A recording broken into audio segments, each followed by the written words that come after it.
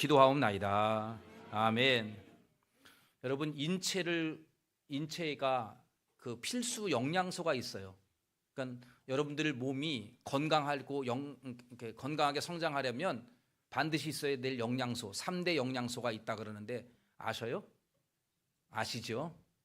탄수화물, 단백질, 지방, 이 세 가지가 반드시 있어야 된다는 거예요.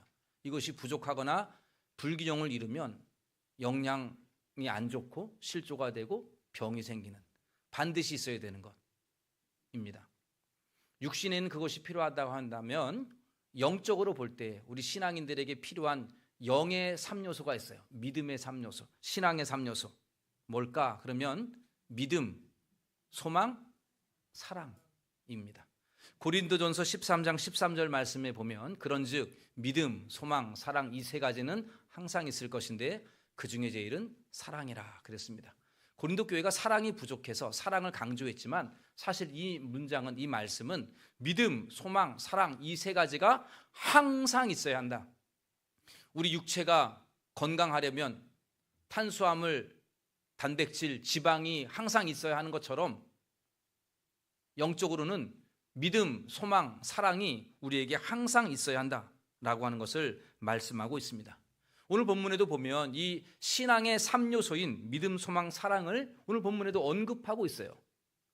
히브리서 기자가 그러면 이 믿음, 소망, 사랑을 어떻게 설명하고 있는가 우리 함께 잠시 살펴보도록 하겠습니다. 먼저 오늘 이 본문에서 믿음을 어떻게 설명하는가 22절을 함께 같이 읽겠습니다.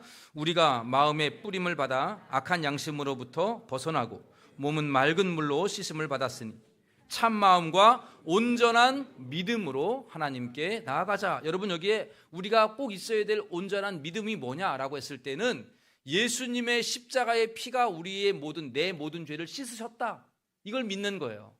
예수님의 십자가의 피가 나를 씻으셨다, 내 모든 죄는 예수님의 피로 씻음 받았다, 이걸 믿는 겁니다. 여러분 믿으십니까?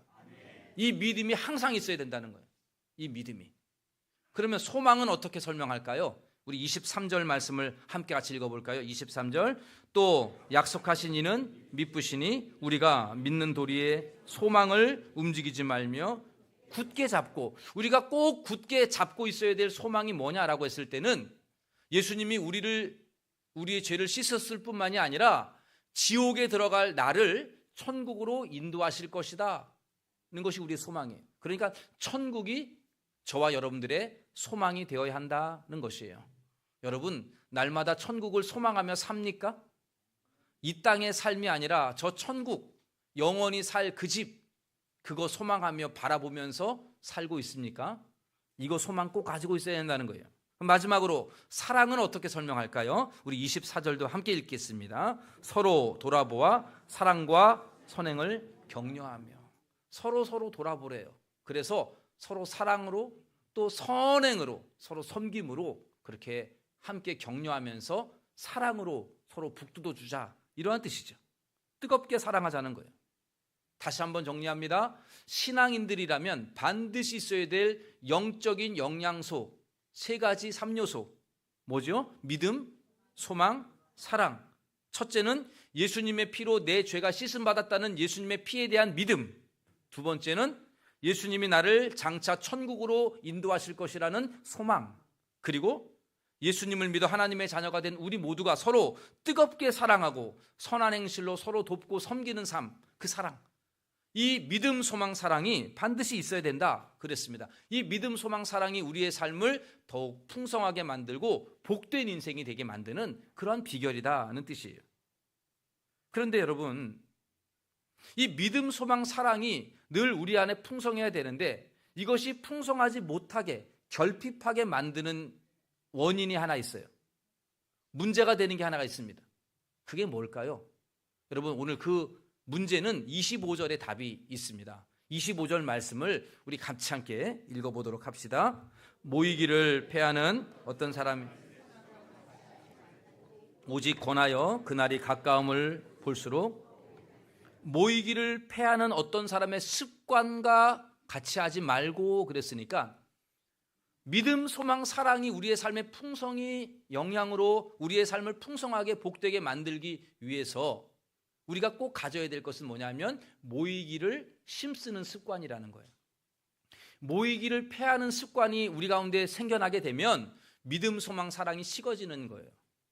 그래서 더욱 주님 오시는 그날 때까지 더욱 우리가 이 모이기에 힘써서 믿음, 소망, 사랑이 풍성하게 맺는 삶을 살자, 이러한 뜻입니다.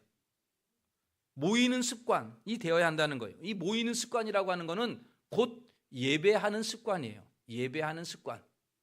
여러분, 예배하는 습관이 우리 가운데 들어야 한다는 것이. 이 당시 초대교회 때 대다수 신자들은요, 예수님이 곧 오실 줄 알았어요. 2000년 전에 이 초대교회 신자들은 예수님이 곧 오실 것이다 이렇게 생각을 했는데 1년이 지나고 2년이 지나고 3년이 지나고 10년이 지나도 안 오시는 거예요. 그러다 보니까 이제 함께 모여서 예배하는 것을 점점점 소홀히 여기기 시작해요. 그 당시에는 보통 노예들이 많이 있었기 때문에 저녁에 모였거든요. 우리 직장인들처럼 저녁에 모였는데 이러는 거예요. 아유, 일이 안 끝나서 못 가겠어요. 이렇게 되는 거예요. 아, 오늘은 너무 피곤해서 오늘 못 나가겠어요. 이렇게 되는 거죠. 또한 그 당시에는 로마 제국이 막 기독교를 박해했을 때니까 그 로마 제국의 박해 때문에 예배의 모임에 나가는 것이 여간 부담스러운 일이 아닌 거예요. 그러다 보니까 믿음도 약해지고 소망도 흐려지고 예수님의 재림에 대한 소망도 자꾸 흐려지는 거고요. 서로 뜨겁게 사랑하는 이 사랑의 마음도 자꾸 식어지는 거죠. 그래서 자꾸 모이기를 패하는 습관들이 초대교회에 자리 잡으면서 점점점 믿음이 흔들리고 소망이 흐려지고 사랑이 식어지는 이러한 모습 속에서 오늘 이 히브리서 기자는 모이기를 패하는 그런 습관 따라가지 말고 더욱 우리가 그날이 가까울수록 더욱 우리가 그렇게 해야 된다. 더욱 우리가 모여야 한다. 이렇게 지금 말씀하고 있습니다. 여러분, 이 말씀은 오늘 우리에게도 비슷해요. 모이기를 패하는 습관, 우리에게 점점점 생겨나고 있는 현실을 오늘 저와 여러분들이 마주하고 있습니다. 잘못된 이 신앙의 습관들이 여러분들의 삶에 자꾸 스며들고 가고 있다는 것, 교회에 자꾸 이러한 잘못된 습관들이 스며들고 있다는 거예요. 사랑하는 성도 여러분, 여러분의 신앙생활이 풍성한 열매가 있는 그러한 날마다 복되고 형통하고 윤택한 삶을 살기를 원한다면 좋은 신앙의 습관들을 길러야 합니다. 좋은 신앙의 습관들을요. 예를 들어서 기도하는 것도 습관이에요. 우리 예수님도 습관을 따라 산에 올라가 기도하셨다 그랬어요. 여러분, 기도하는 게 습관이에요. 식사 전에 여러분 꼭 기도하시죠? 그 기도 안 하고 먹으면 이상하잖아요. 그죠? 밥이. 습관이 돼서 그런 겁니다. 잠자리에 들기 전에 잠시 기도하고 잠자리에 드는 것, 일어나서 잠시 기도하는 것 습관이고요.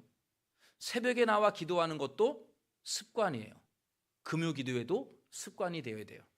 이제 4월달 되면 고난주간 한 주간 특별 새벽 기도회다 그러면 여러분들 속으로 아휴, 이거 안 나갈 수도 없고 나가자니 피곤하고 이럴 거 아니에요. 그런데 여러분, 이게 습관이 되는 사람들은 하나도 문제가 안 돼요. 그거 금요 기도회도 나와라 그러면은 이게 시간 내고 나가야 되는 게 여간 힘든 일이 아닌데 습관이 되면 자동적으로 나옵니다. 여러분, 기도가 습관이에요.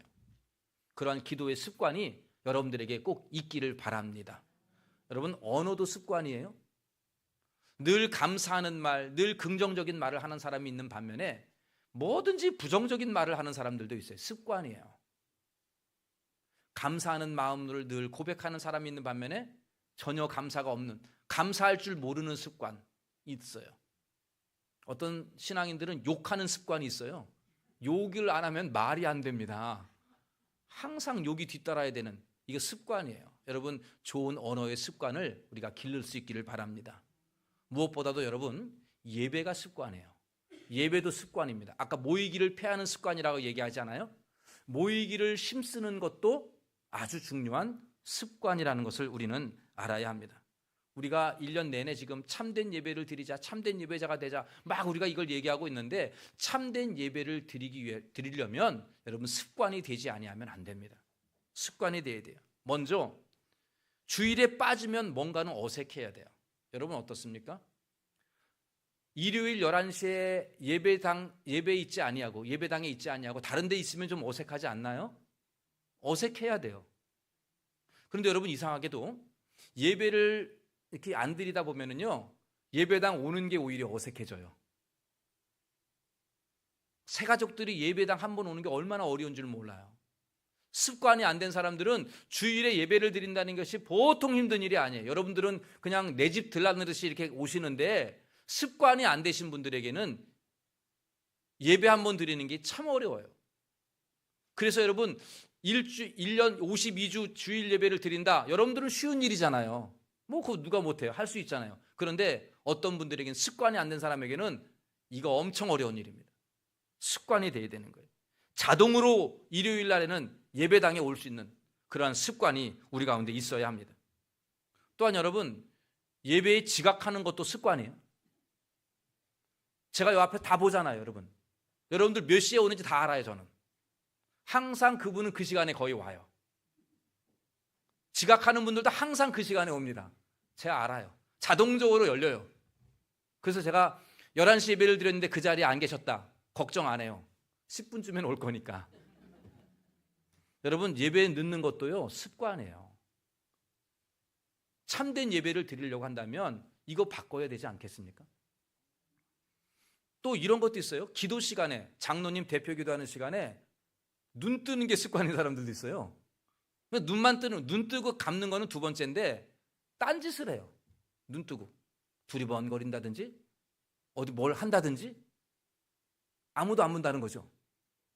뭔가를 자꾸 하는 거예요. 주위를 살피면서. 이게 습관인 사람이 있어요. 눈 감는 게 엄청 어려워요. 그분들은.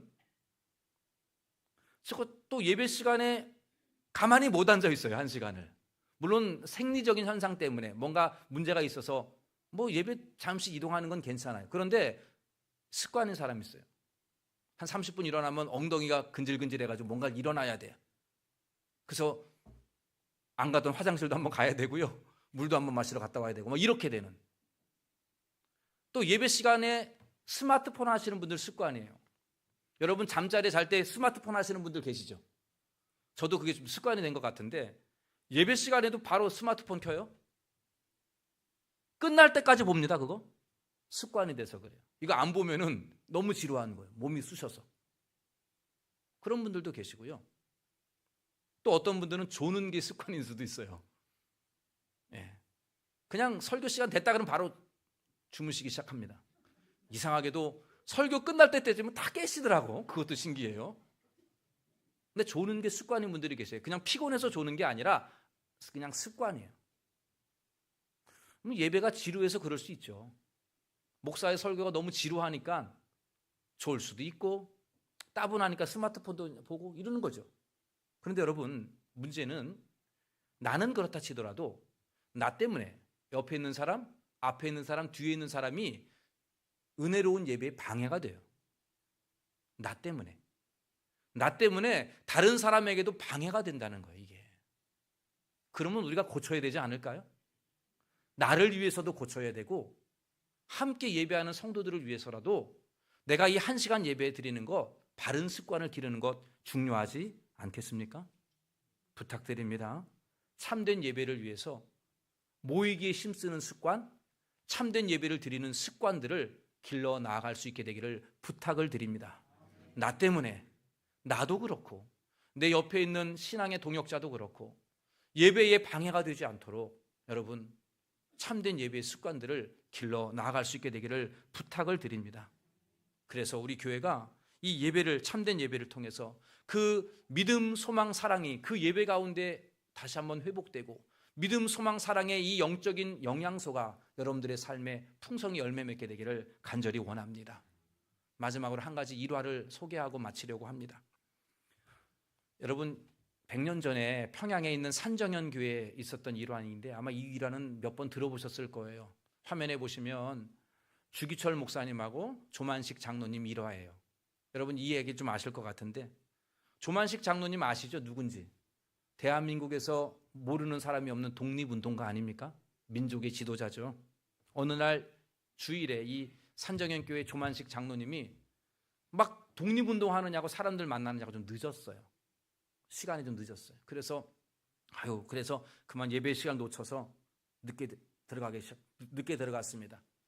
여러분처럼 신발 신고 들어오는 게 아니라 그 당시에는 신발을 벗으니까 신발을 벗고 그리고 조용히 문을 열고 들어가고 있는데 갑자기 강당에서 주기철 목사님이 큰 소리로 호통을 치는 거예요. 조장로님, 거기 그 자리 가만히 계셔요. 그러는 거예요.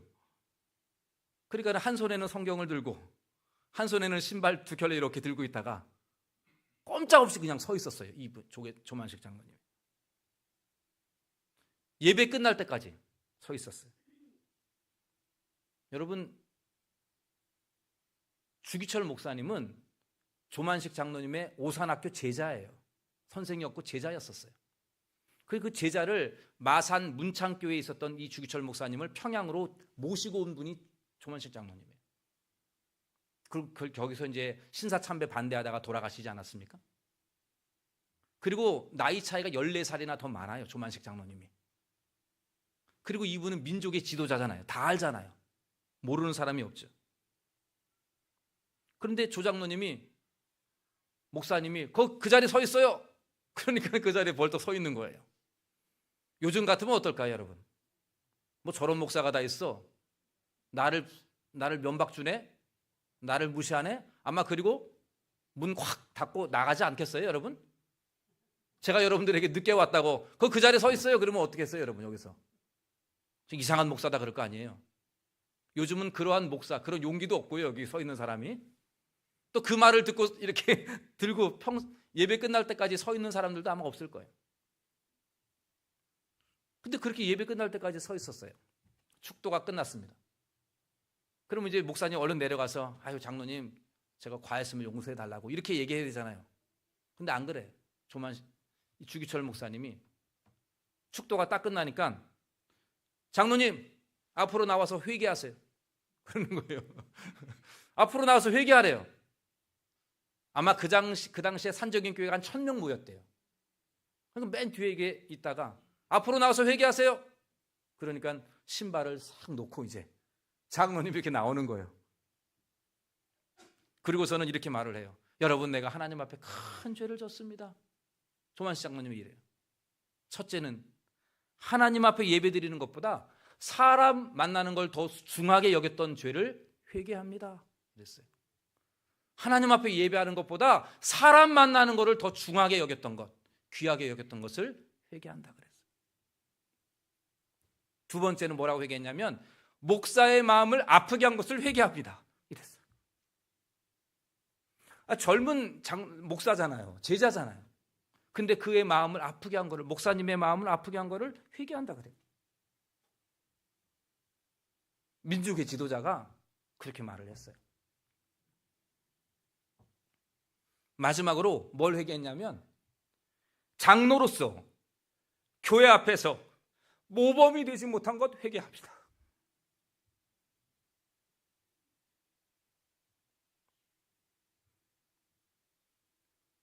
얼마나 바빴겠어요, 조만식 장로가. 독립운동이 얼마나 소중한 일입니까, 그 당시에. 근데 장로로서 교회의 모범이 되지 못한 것을 회개합니다.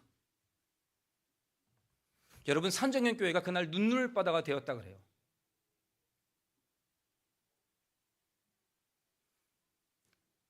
주기철 목사도 어떻게 보면 대단하고 고집쟁이고 조만식 장로님은 정말 훌륭한 분이 아닐 수 없어요. 근데 여러분, 이 일화는 그 100년 전에 있었던 일이 지금까지도 제가 여기서 이야기할 정도로 모든 교회 여러분들 몇 번이고 들었던 이야기일 겁니다. 그리고 이 일화가 오늘날 한국교회가 예배를 소중히 여기면서 여기까지 오게 되는 아주 좋은 교훈이 되었어요. 여러분, 제가 어릴 적만 해도, 뭐 어릴 적도 아니에요. 한 30년 전만 해도요, 권사님들 한복 차려입고 나왔어요, 예배당에. 부활절이라고 하얀 한복을 입고 오시더라고요. 부활절은 또. 장로님들이나 안수 집사님들은요, 거의 다 양복 입었어요. 근데 원래 그분이 양복 입는 분들이 아니에요. 농사 짓는 분들이에요. 주일날에 한복 입고 양복 입고 앉아 있었어요. 농사하는 분들이. 농사 짓다가 입은 게 아니고 이른 아침부터 몸 다 단장하고 비녀 꽂고 그리고 나왔어요. 그 예배 한번 드리려고요. 여러분, 오늘날 어떻습니까? 오늘날 우리 성도들의 예배하는 습관이 어떻습니까? 한국 교회를 비난하기 전에 먼저 우리 교회를 먼저 보자고. 여러분들 자신을 보셔요. 주일에 예배 한번 드리는 걸 얼마나 소중히 여깁니까? 일 없을 때 나오는 게 예배입니까? 내가 이 예배를 얼마나 소중히 여기는가 한번 생각해 보십시오. 우리 영화 한 프로 보려고요. 10분 전에 앉아 있어요. 영화 한 프로 보려고요. 연예인들 쫓아다니는 팬들 보면은요, 엄청 일찍 가가지고 줄 서 있어요. 하나님 앞에 드리는 예배는 이것보다 못하지는 않잖아요. 그런데 오늘날 우리가 이 예배를 폐하는 습관들, 모이기를 폐하는 이 초대교회의 습관들이 오늘 한국교회에 팽배하고 있지 않나 보게 됩니다. 주일 예배, 하나님 앞에 예배하는 것보다 사람 만나는 걸 중하게 여겼던 것을 회개합니다. 목사님의 마음을 아프게 했던 것을 회개합니다. 장로로서 본이 되지 않은 것을 회개합니다. 저와 여러분들이 이 조만식 장로님의 이 회개를 마음 깊이 새겨야 할 줄로 믿습니다. 참된 예배를 드려야만이 이 예배가 여러분들을 살리는 것이에요. 이 예배를 통해서 믿음, 소망, 사랑이 생기게 되는 것이니까요. 한국교회가 그러한 조만식 장로님의 그러한 일화가 계속해서 감동이 되고 그것이 우리 성도들의 삶 속에 그렇게 스며들어가서 한국교회가 예배를 소중히 여겼고 그 예배를 소중히 여기는 그 마음이 오늘날 대한민국의 이 놀라운 기적의 역사가 일어나게 되고 한국교회 부흥의 원동력이라고 다 우리가 말할 수 있지 않아요? 사랑하는 동대문 중앙교회 성도 여러분, 지금은 점점점 예배를 폐하는 습관이 팽배해지고 있는 시대입니다. 오늘날 한국교회에도 이러한 예배를 소중히 여기지 않는 마음들이 얼마나 많은지 모릅니다. 한 시간의 예배를 엄청 어려워하고 힘들어하고 괴로워합니다. 주일에 한번 예배 드리는 이 자리를 별로 대수롭지 않게 생각합니다. 우리가 늘 보았던 것처럼 이사야 말씀, 내 마당만 밟을 뿐이다. 우리 주님이 여러분들에게 그렇게 말씀하지는 않습니까? 사랑하는 성도 여러분, 모이기를 폐하는 이러한 습관들을 버릴 수 있게 되기를 부탁을 드립니다. 참된 예배를 습관이 될 수 있게 되기를 바랍니다. 여러분, 올해 표가 예배인데, 참된 예배인데 이거 여러분 습관 안 되면은요 다시 우리 돌아가요. 옛날로 돌아갑니다. 참된 예배가 습관이 될 수 있도록 올 한 해 동안 참된 예배에 우리 모두가 힘쓸 수 있게 되기를 부탁을 드립니다. 그리하여 우리 예배를 통해서 우리 하나님 영광 받으시며 여러분들은 이 참된 예배를 통해서 믿음, 소망, 사랑이 회복이 되어서 여러분들의 삶의 믿음의 역사와 소망의 인내와 뜨거운 사랑의 섬김들이 여러분들의 삶에 풍성이 내리는 복된 우리 모두가 되시기를 예수님의 이름으로 간절히 축원합니다. 기도하겠습니다. 하나님 아버지, 참된 예배를 드리겠다는 마음을 가졌지만 여전히 우리의 마음이 깨어지지 아니하고 하나님을 무시하고 멸시했던 저희들을 회개합니다. 주님, 중직자이면서도 본이 되지 못했던 것을 회개합니다. 하나님 만나는 시간보다 세상의 일들을 더 귀하게 여겼던 것을 회개합니다. 주여, 저희들을 용서하여 주시고 우리 동대문 중앙교회가 하나님 앞에 참된 예배자 되게 하여 주시고 주님이 기뻐 받으실 만한 예배 드리는 교회 되게 하여 주옵소서. 믿음, 소망, 사랑, 이것이 항상 있어야 할 터인데 주님, 우리 교회가 잘못된 예배의 습관에 빠지지 아니하게 하여 주시고 참된 예배의 습관이 우리 모든 성도들 몸에 배어있게 하여 주시어서 믿음, 소망, 사랑이 회복되고 이 믿음, 소망, 사랑의 뜨거운 역사가 열매가 우리 모든 성도들의 삶에 풍성히 맺혀지는 복된 우리 교회가 되게 하여 주시옵소서. 모든 말씀 예수님의 이름으로 기도하옵나이다. 아멘.